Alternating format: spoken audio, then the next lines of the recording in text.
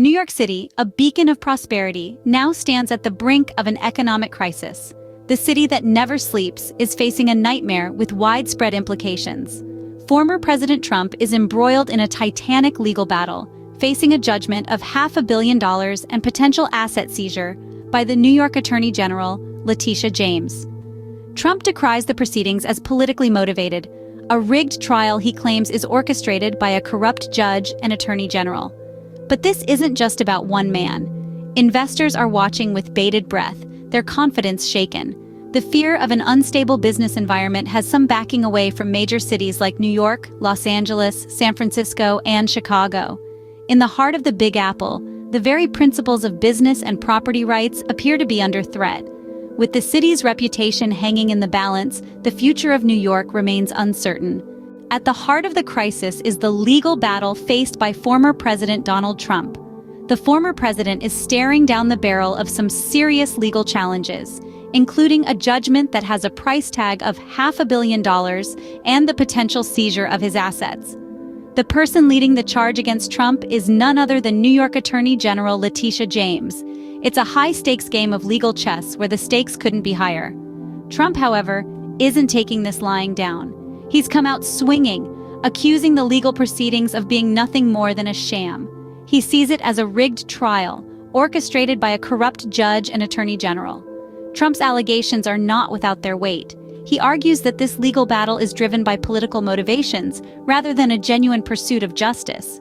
The former president paints a picture of a legal system that's been hijacked by political agendas, where truth and fairness have taken a back seat to score political points. The implications of Trump's legal battle are far-reaching and have caused a fair bit of worry, not just for him, but for others as well. Investors are getting spooked. The uncertainty and perceived unfairness of the legal proceedings are causing some to rethink their investment strategies. Major cities like Los Angeles, San Francisco, Chicago, and New York are feeling the pinch as some investors pull out due to concerns over business and property rights. The situation raises some important questions. Is this legal battle really about right and wrong? Or is it a politically motivated witch hunt? And what does it mean for the future of business and property rights in America?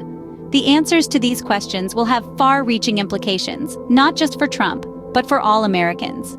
As the legal battle rages on, the ripple effects are felt far beyond Trump himself. As the legal storm brews, investors are becoming increasingly wary. The battle in the courtroom isn't limited to the former President Trump alone. It's shaking up the investment climate across major American cities. Los Angeles, San Francisco, Chicago, and even the Big Apple, New York, are feeling the tremors. Investors, both big and small, are questioning the reliability and stability of their business and property rights. The fear is palpable. It's not just about one man's legal plight. It's about the potential repercussions on the wider business community. If a former president can face such a challenge, what does it mean for the average investor? Some investors are choosing caution over courage. They're withdrawing their investment plans, holding back their capital, waiting for the dust to settle. It's a ripple effect that's hitting the economy, stirring up uncertainty in an already fragile post-pandemic world. This isn't just about politics, it's about the future of business in America. It's about confidence in the legal system, about the impartiality of justice.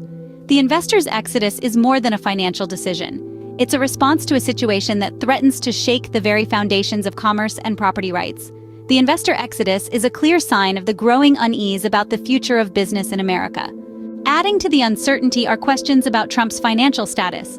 The former president has always been vocal about his vast wealth, but recent events have thrown these claims into question.